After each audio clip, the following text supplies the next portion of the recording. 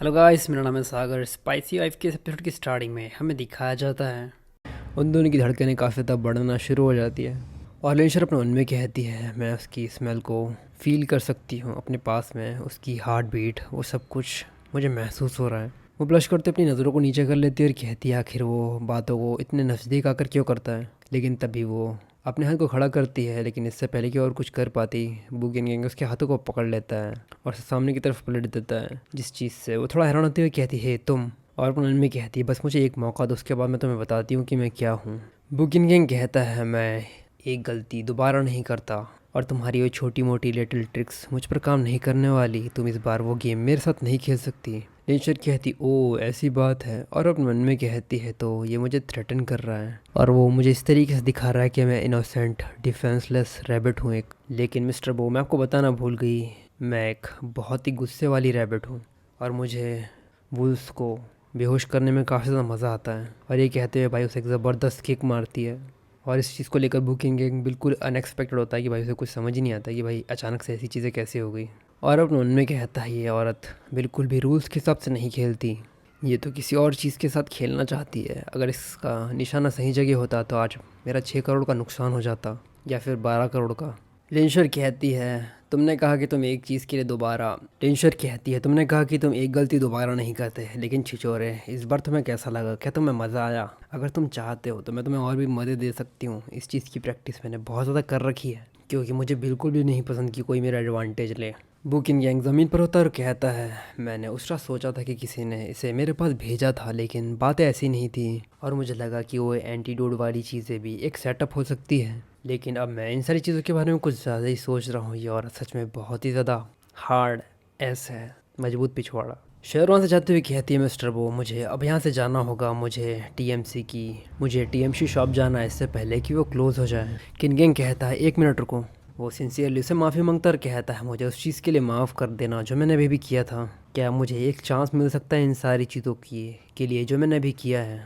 जैसे ही वो उसकी ये बात सुनती हो, काफ़ी हैरान होती है, कहती क्या? और हमें दिखाया जाता है इसके सामने कई सारे हर्ब्स वगैरह कई सारी चीज़ें होती हैं। ईश्वर काफ़ी ज़्यादा खुश रहती है और वो कहती है, क्या ये सब कुछ मेरे लिए है? किनगेंग कहता है, यहाँ पर और भी है। और इसके तो हमें दिखाया जाता है कि वहाँ पर कई सारी हर्ब्स वगैरह कई सारी चीज़ें वो उसे ला कर देते हैं, जो कि 1000 ईयर्स पुरानी भी होती है। लेनिशा जब इन सारी चीज़ों को अपने सामने देखती है, वो काफ़ी ज़्यादा हैरान हो जाती है और बस उसका चेहरा कुछ इस तरीके से हो जाता है और वो सामने बस देखना शुरू कर देती है चीज़ों को। और वो कहती है, भाई अमीर लोगों की बातें कुछ अलग होती है। वो हर्ब्स की तरफ देखती है और कहती है, तुम्हारा इन हर्ब्स के लिए बहुत बहुत शुक्रिया कि तुमने मुझे हर्ब्स प्रोवाइड करवाई। और वो कहती है, अब तुमने मेरी इतनी ज़्यादा मदद कर दी है तो मैं तुम्हारे बॉडी से कोल्ड टॉक्सिन को हटा सकती हूँ, क्योंकि मुझे लगता है कि तुमने मुझ पर एक फ़ेवर किया है, तो मैं इस चीज़ का बदला तो तुम्हें दे ही सकती हूँ। किनगेंग कहता है, क्या तुम किसी भी चीज़ को ट्राई करना चाहोगी मेरे टॉक्सिन को हटाने के लिए? और वो अपने उनमें कहता है, क्या उसे पता भी है कि वो किस चीज़ के बारे में बात कर रही है? लिंशर उन सारी चीज़ों को ले लेती है और कहती है, ज़रूर, क्यों नहीं, और वो बिना किसी हेजिटेशन के। किनगेंग कहता है, ओ तो ठीक है। और ये कहते हो हल्का सा मुस्कुराता है, उसके चेहरे की वो मुस्कुराहट देख के समझ में आ गया होगा कि भाई वो किस चीज़ के बारे में सोच रहा है इस वक्त। और वो मुस्कुराते हुए उनमें कहता है, लिंशर को इस चीज़ के बारे में बिल्कुल भी नहीं पता कि उसने अभी अपने आप को किन सारी चीज़ों में डाल दिया है। उसे बस वो चीज़ें दिख रही है जो अभी उसके सामने है, लेकिन उसने इस चीज़ के रिजल्ट के बारे में नहीं सोचा कि आगे क्या क्या हो सकता है उसके साथ में। लिंशर उन हब्स की तरफ देखती है और हल्के से मुस्कुराते हुए कहती है, ये काफ़ी ज़्यादा टैलेंटेड है, लेकिन इसने आज तक वो एंटीडोट नहीं बना पाया उस कोल्ड टॉक्सिन का, वो भी अपनी पूरी ज़िंदगी में। और अगर मैं इन सारी चीज़ों पर काम करती हूँ तो मुझे लगता है कि ये मेरी लाइफ की ग्रेटेस्ट अचीवमेंट होगी। लिंशर कहती है, आपका बहुत बहुत शुक्रिया कि आपने मुझे ये सारी चीज़ें दी।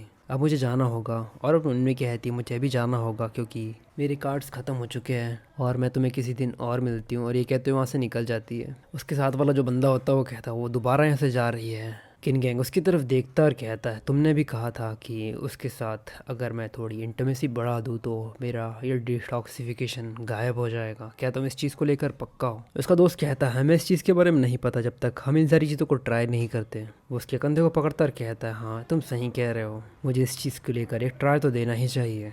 उसका दोस्त कहता है, वो किनगेंग, क्या तुम सच में एक यंग और इनोसेंट लड़की को इस तरीके से स्पॉइल करने वाले हो? और ये कहते हुए भाई वो सेक्सुअल अफेंड के बारे में उसे अच्छी तरीके से डिटेल में डिस्क्राइब करता है और कहता है, भाई अगर, और वो कहता है, वो कहता है, हम काफ़ी लंबे समय से दोस्त हैं, लेकिन अगर तुम इस तरीके से किसी को परेशान करते हो, अगर से अब्यूज़ करते हो, तो मैं इस चीज़ से लेकर पीछे नहीं हटूँगा और तुम्हें पक्का पनिशमेंट दिलवाऊंगा। मैं लॉस को ब्रेक नहीं करता। किनगेंग कहता है तुम बेवकूफ़। और वो कहता है वो एंजल किस, क्या वो अभी भी यूरोप में है? वो कहता हाँ वो एंजल किस, वो वेडिंग रिंग जो तुम्हारी फैमिली में पास होते हुए आई है। वो उसकी तरफ देखता और कहता है आखिर तुम किस चीज़ के बारे में प्लान कर रहे हो?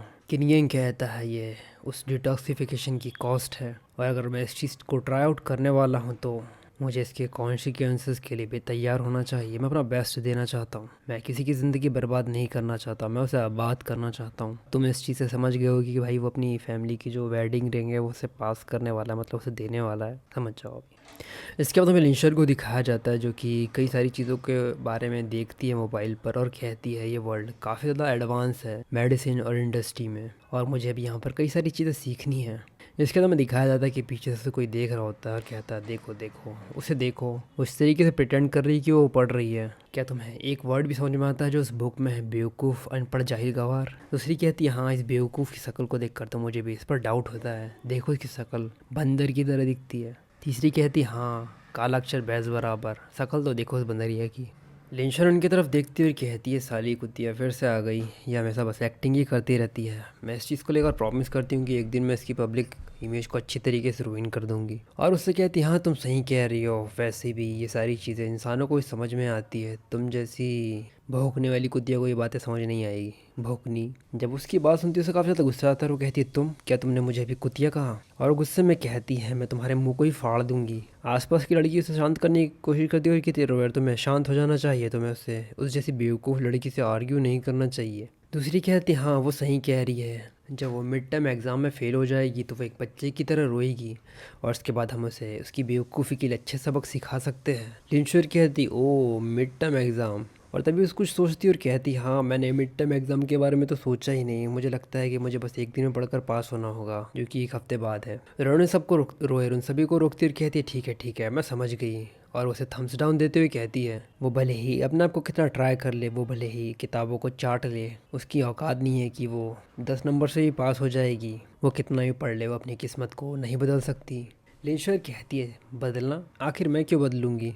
मैंने अपने स्किल्स के रिकॉर्ड को मेंटेन कर रखा है, और अगर तुम्हें इस चीज़ से प्रॉब्लम है तो तुम इसके साथ जी सकती हो, बेवकूफ़ घटिया लड़की। और एक बार जब मैं पास हो जाती हूँ उसके बाद मैं तुम्हें डोबरे में पटक पटक कर मारूंगी। दूसरी लड़कियाँ जो कि सामने होती है वो कहती है वो आखिर इतनी शेमलेस कैसे हो सकती है, क्या उसमें बिल्कुल भी दिमाग नहीं है, आखिर वो किस प्रकार की बातें कर रही है? तभी लिंशर खड़ी जाती है और कहती है वैसे मैं फर्स्ट प्लेस के बारे में सोच रही हूँ, ये उतना ज़्यादा मुश्किल भी नहीं होगा। और उसके बाद हमें दो लड़कों को दिखाया जाता है, इसमें से एक सोलो कॉमिक होता है और वो कहता है देखो तो इसकी टांगों को देखो, ये कितनी ज़्यादा खूबसूरत दिख रही है। रोयर गुस्से में कहती है तुमने कहा कि ये इतना ज़्यादा मुश्किल नहीं है, तुम जैसी बेवकूफ़ लड़की जिसके पास गधे से भी छोटा दिमाग होता है, तुम कह रही हो कि तुम एग्ज़ाम में फ़र्स्ट आ जाओगी, भांग खा के आई हो क्या? तभी वो मुस्कुराते अपनी सहेली की तरफ देखती और कहती ठीक है, अगर तुम पहली प्लेस पर आ जाती हो तो तुम मेरे चेहरे पर झापड़ मार सकती हो। लिंशर इस चीज़ से काफ़ी ज़्यादा खुश हो जाती है और कहती है क्या तुम इस चीज़ को लेकर सीरियस हो? क्या सच में तुम अपने वर्ड्स पर कायम रहोगी? अगर मैं एग्ज़ाम में फ़र्स्ट आ गई तो मैं तुम्हारे तो मैं तुम्हारे भैंसी जैसे चेहरे पर एक झापड़ मार सकती हूँ,